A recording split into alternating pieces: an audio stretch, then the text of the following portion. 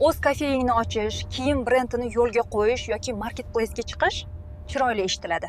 Lekin statistika shafqatsiz.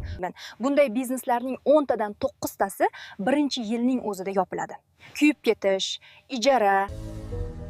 Endi esa keling, aqlli biznes haqida gaplashamiz.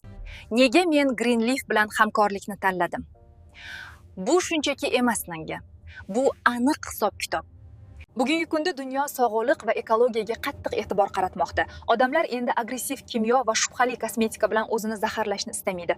Ular xavfsizlikni izlayapti va Greenleaf Eco Premiumni mass market narxida taqdim etadi. Odamlarning odatlarini buzishingiz shart emas. Biz kundalik ehtiyoj tovarlari bilan ishlaymiz. Kir yuvish, uy tozalash, gigiyena va parvarish vositalari. Odamlar baribir bu pullarni supermarketga olib borishadi.